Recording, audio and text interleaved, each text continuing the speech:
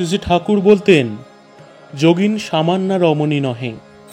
স্বামী বিবেকানন্দের মতে শ্রী শ্রী ঠাকুর ও শ্রী শ্রী মায়ের আবির্ভাবের ফলে ভারতবর্ষে গার্গী, মৈত্রেয়ী এবং তথাপেক্ষা আরও উচ্চতর ভাবাপন্না নারীকুলের অভ্যুদয় হবে।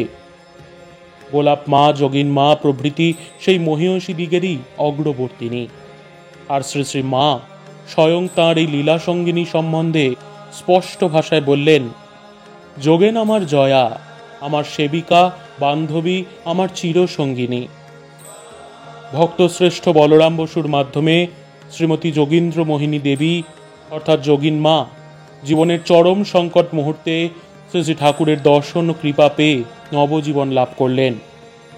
দক্ষিণেশ্বরে কয়েকবার যাতায়াত করার পরই যথাকালে নহবতে শ্রী শ্রী মায়ের দর্শন লাভ ও পরিচয়।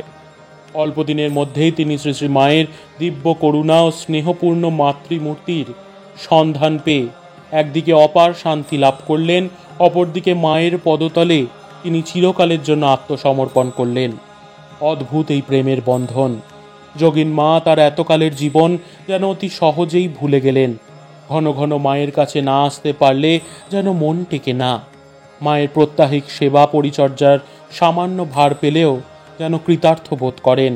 মায়ের চুল বেঁধে দেওয়ার দায়িত্ব ছিল যোগিন মায়ের। শ্রী মায়েরটা এত পছন্দ ছিল যে ৩-৪ দিন পরেও তিনি তা খুলতেন না, বরং বলতেন, ও যোগেনের বাঁধা চুল, সে যেদিন আসবে সেই দিন খুলব। ভবিষ্যতের অন্যতমা প্রধানা লীলাসঙ্গিনীর হৃদয় যে অপূর্ব মাতৃভাব উদ্বেশিত করেছিলেন শ্রী শ্রী মা, তার জ্বলন্ত নিদর্শন পাই দক্ষিণেশ্বর থেকে শ্রী শ্রী মায়ের জয়রামবাটি রওনা হয়ে যাওয়ার পর মুহূর্তেই যোগিন মায়ের তীব্র ব্যাকুলতাপূর্ণ কান্নায়। জগতের প্রিয়তম বস্তু হারিয়েও বুঝি মানুষ এত বিহবল হয় না। মায়েরই কৃপায় যোগিন মায়ের উপলব্ধিতে সেদিন উদ্ভাসিত হয়েছিল মায়ের স্বরূপ। পৃথিবীতে একমাত্র আরাধ্যা, সর্বজীবের মুক্তিদাত্রী হলেন ইনি অর্থাৎ শ্রী শ্রী মা। কাজেই তাঁর তিলেক অদর্শনও যে যোগিন মায়ের অসহ্য। শ্রী শ্রী ঠাকুর ও শ্রী শ্রী মায়ের পূত সান্নিধ্যের অমোঘ ফলরূপে অল্পকালের মধ্যেই যোগিন মায়ের জীবনে তীব্র ঈশ্বর ব্যাকুলতা দেখা দিল। শ্রী শ্রী ঠাকুরের লীলা সংবরণের সময় তিনি সংসার স্বজন ত্যাগ করে বহু তীর্থ দর্শনের পর শ্রী বৃন্দাবন ধামে গভীর তপস্যায় কালাতিপাত করছিলেন। কিছুদিন পরে শোকাতুরা শ্রী শ্রী মাও তাঁর সঙ্গে মিলিতা হন।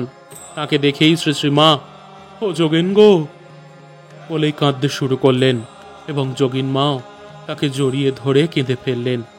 এই নিদারুণ বিরহ ব্যথায় যোগিন মাই ছিলেন শ্রী শ্রী মায়ের একান্ত প্রিয়জন। বিধাতার এমনই নির্বন্ধ। উত্তরকালে যিনি শোকসন্তপ্ত নরনারীর শোক হরণ করবেন, তাঁকে সান্ত্বনা দেওয়ার ভার পড়ল যোগিন মায়ের উপর। শ্রী শ্রী মায়ের শ্রেষ্ঠ শিক্ষা কর্ম ধর্মের দিবে নিরচনা যোগিন মায়ের জীবনে মূর্ত হয়ে উঠেছিল। মায়ের বাড়ির দৈনন্দিন কাজের যে অংশটুকু তার উপরে অর্পিত ছিল তা তিনি পরম নিষ্ঠা ও শ্রদ্ধার সঙ্গে সম্পন্ন করতেন।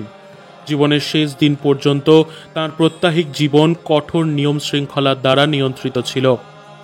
অত্যুচ্চ স্তরের সাধিকা হয়েও যোগিন মা আধ্যাত্মিক জীবনের যে কোনো সমস্যায় শ্রী শ্রী মায়ের কাছেই ছুটে আসতেন। শ্রী শ্রী মাকে যোগিন মা একাধারে জননী ও সৃষ্টি স্থিতি সংহারকারিণী মহামায়ারূপে উপলব্ধি করতেন। জয়রামবাটিতে মা ম্যালেরিয়াতে ভীষণ অসুস্থ। কলকাতা থেকে ডাক্তার সহ শরৎ মহারাজ, যোগিন মা, গোলাপ মা ওখানে গিয়ে উপস্থিত। ওদের এত দূর ছুটে আসার জন্য শ্রী শ্রী মা যোগিন মাকে অনুযোগ করলে তিনি কাঁদতে কাঁদতে বললেন, তোমায় না দেখে যে থাকতে পারছিলাম না মা, অসুখ শুনে প্রাণ ছটফট করছিল, তাই ছুটে এলুম। একবার জয়রামবাটিতে প্রথম বিশ্বযুদ্ধে অগণিত লোকক্ষয়ের সংবাদ মাকে পড়ে শোনাতে তিনি যখন দীর্ঘ সময় ধরে তীব্র অট্টহাস্য শুরু করলেন, তখন যোগিন মা মতান্তরে গোলাপ মা করজোড়ে সম্বর মা সম্বর বলে প্রার্থনা করার পর মা শান্ত ও প্রকৃতিস্থা হলেন।